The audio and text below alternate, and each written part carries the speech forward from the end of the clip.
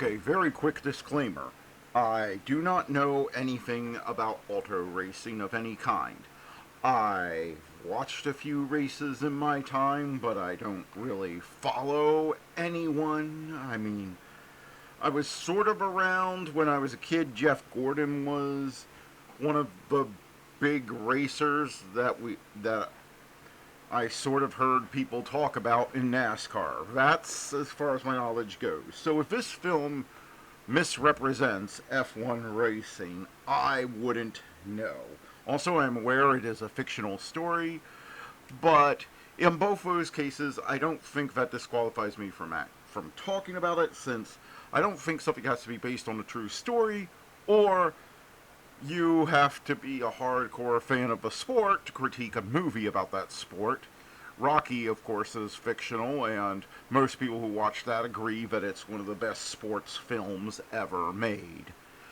And I know about as much about boxing as I do about F1 racing, and I was still able to appreciate Rocky when I first saw it. So, Apple has been doing this TV and movie thing seemingly as a hobby that they don't really care about for a few years now, and they finally have something good to show off. And let me tell you, this is something very good. This is what is becoming very rare nowadays, an extremely good old school movie with actual characters instead of caricatures, instead of stand-ins that are supposed to represent every member of their group, whatever group that is, that Hollywood loves to collectivize people into groups now, and now you don't get characters, you get representatives of that group. This is not that movie. This is a movie about characters. This is a movie about characters who learn. This is a movie, in the end, about teamwork. It glorifies teamwork, but it also glorifies rugged individualism within a team. It says that rugged individuals who have their own ways of doing things and looking at the world can learn to work together without sacrificing their individual identities or personalities. And that seems to me to be something that's being lost in our modern world.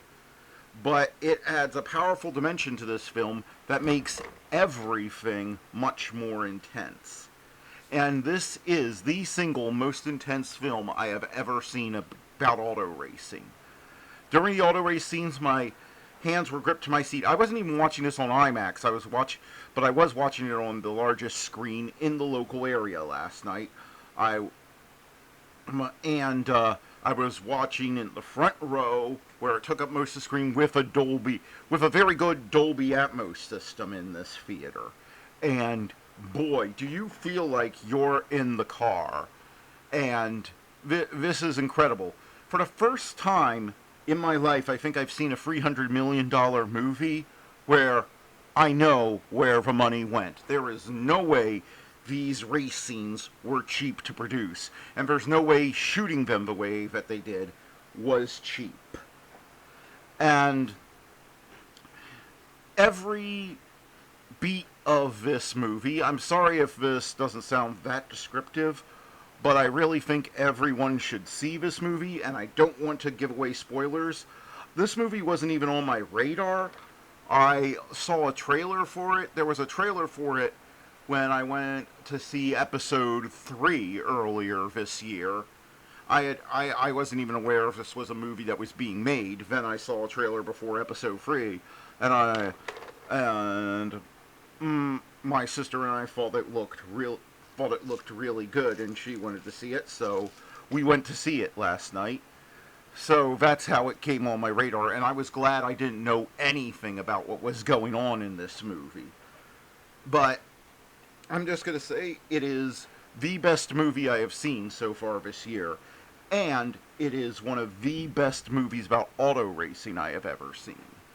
And it also has a unique take on the sport because it's about a team pulling itself up from last place to to to trying to win a major race. And it's about all the it's about there's focus on the corporate politics of how they get funding. There's there's engineering. There's people who learn how to be better in the pit stop. Everything is going wrong at the beginning of this, and slowly. It isn't one of those things where the hero comes in and all of a sudden everything runs smoothly and they start moving on. No, and even the title character, even the main character, Sonny Hayes, has to learn because he hasn't raced this type of racing in about 30 years, and it's realistically shown that he has to learn how the cars handle. He has to learn how the rules have changed and such. But both he and his teammate have to learn to work together as a team instead of competing with each other, and that sort of gives it a unique take. Every other racing movie I've ever seen, even when it focuses on the team, it usually focuses on one man versus the pack.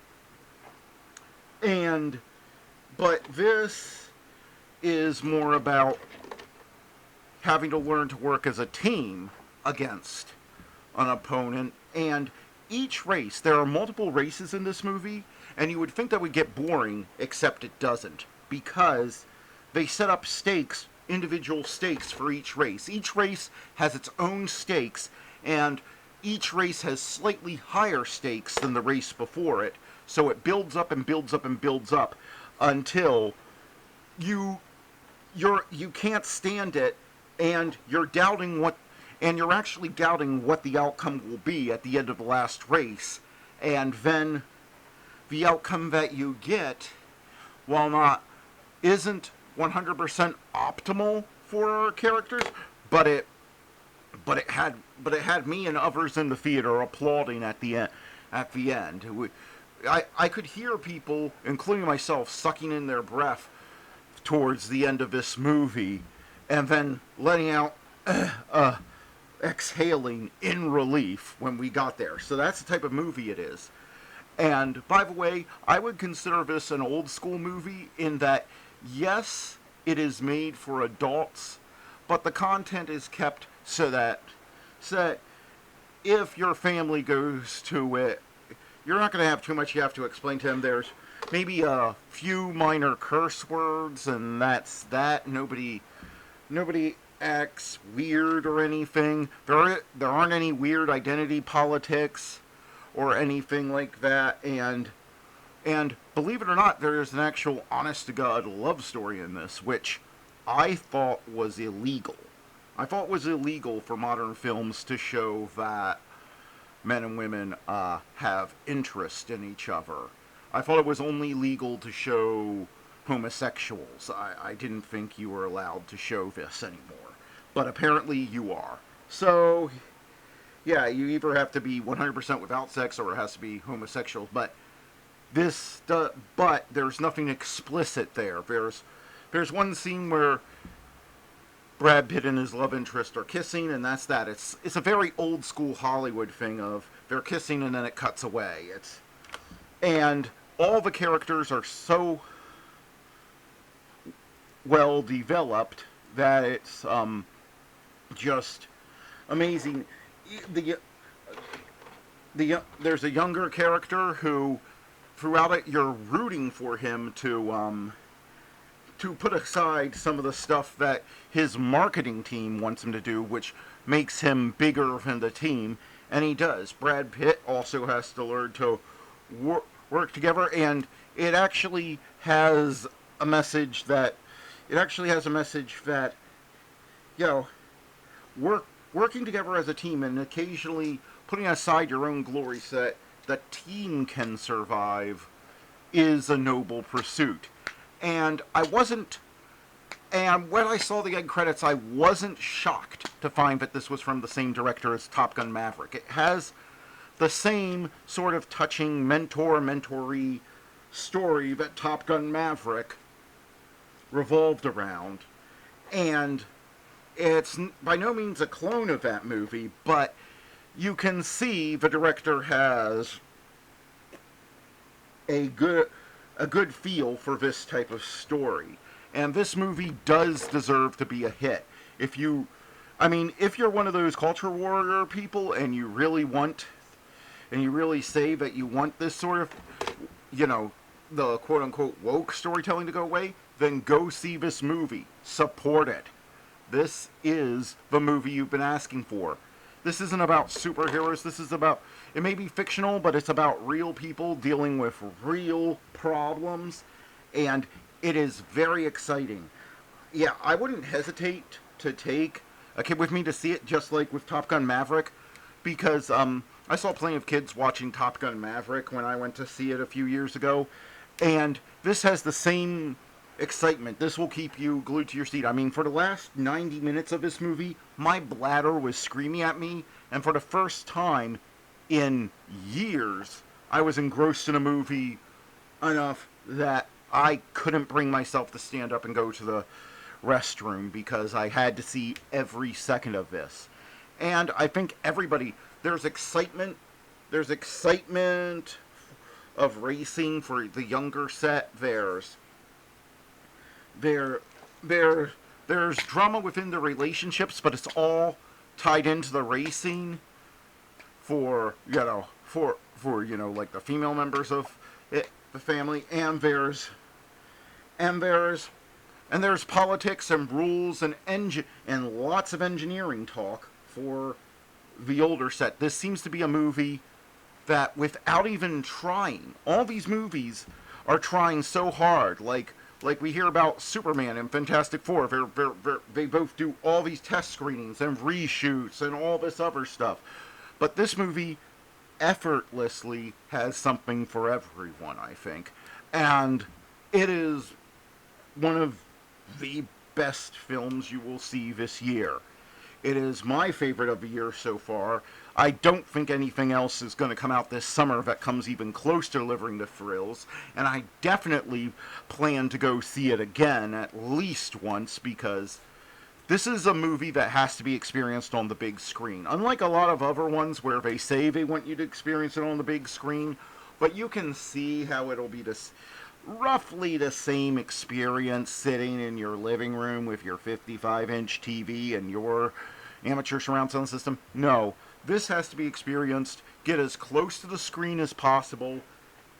See it in Dolby Atmos if you can, because you are there in the car in this movie. This is the best written, the best performed, and the best shot movie you will see this summer. And it is definitely one of my picks for the best movie of the year so far, unless something truly amazing comes out later on that isn't even on my radar. But then again, this wasn't on my radar, so that's entirely possible. But yes, you will experience one of the best movies about auto racing and one of the best sports movies of all time if you go to see this, and you won't regret seeing it. You don't have to worry about explaining things. I know that if this had come out when I was like 8 years old or something and I had seen it in theaters, I would have been totally engrossed in it. So even with the long run time, I think everyone will be gripped from beginning to end. So yeah, go and see it. If you're looking for something to take your family to, and you're sick of Lilo and Stitch and How You Train Your Dragon and those other kiddie things, this is something that is old school in that it's aimed at everyone, and it has something for everyone. So yes, this is a great film. Go see it. This needs to be seen. Until next time, this is Matt from the past, wishing you all to have a good day.